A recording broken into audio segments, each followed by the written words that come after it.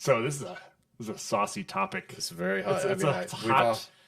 I've seen videos on YouTube. Oh yeah, you can make this game. You just punch it into Claude or ChatGPT, and you make this game. And it's not like nothing Yeah. like this, but Snake Game or whatever. You know what I mean? I mean, So some of those you can pretty make the interesting. games. And like so far, you still have to be a pretty decent developer, and you can't just rely on AI to make a game for you because the coding is half the battle. And the more intricate you get on your gameplay, it's impossible yet for AI to do it. Someday maybe, but I think we're at a time now, if not in the next year or two, where it will be impossible to not integrate AI tools into your pipeline Okay. and still be competitive. Every AAA studio is trying to pull AI pipelines into their development, or AI tools into their development pipeline to save money and time. And so we used AI generated art for some of the cards because we could not afford artists at the time. And then now we're paying freelancers to go in and replace all the AI generated art with real art.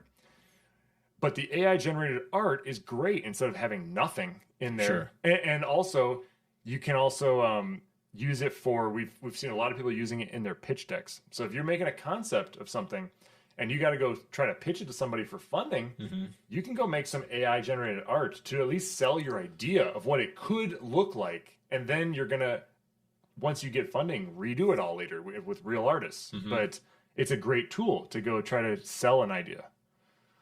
And then, I mean, you're always using some form of AI for like, bot logic and stuff, not to that level, but you're creating AI for a lot of your NPCs in your games and whatnot.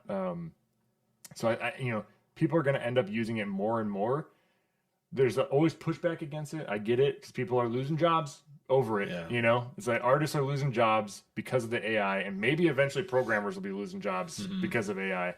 But unfortunately, that's the way things go for a lot of technologies. Like technology itself ends up replacing people's jobs. That's how it goes. Like when AI kind of started off like a little over a year ago, it was kind of like, you can't use it for this. You can't, don't do this, don't do that with it. And now it's like employers are actually like, hey, do you know, like, are you familiar with this? Like, because it's already being incorporated now. Because they want to save money. And I mean, let's be honest here, okay? For cards, let's talk about just for cards, the art. Finding somebody that is a budget, I mean, an absolute like budget illustrator.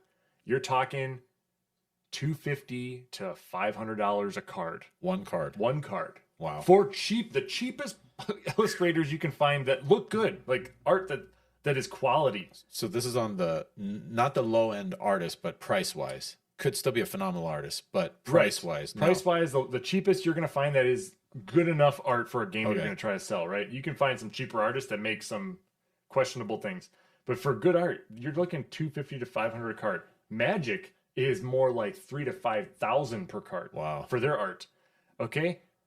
For a set of 200 cards, you're in 30, 40 grand. That's crazy. Or something, Yeah. right? For Magic, you're in hundreds of grand to make a set of cards. Just the art for the card.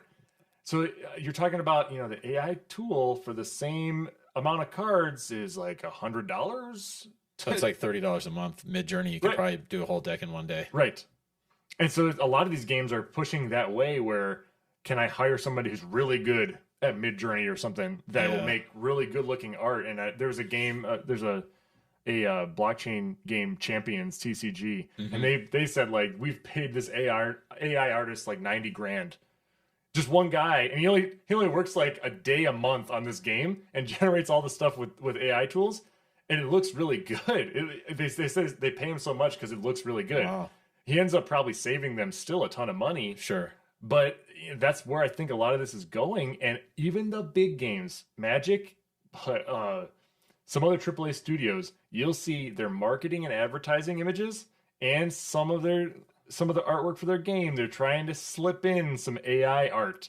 And the community's catching them on it, and they're exploding. Everyone's heads are exploding about it. They hate it and all this stuff because they're like a hidden union of people that are artists or whatever. But if the AAAs are trying to test the waters now, you're only a matter of time before that is widely accepted. Like it's probably, a couple of years away from everyone's just using it.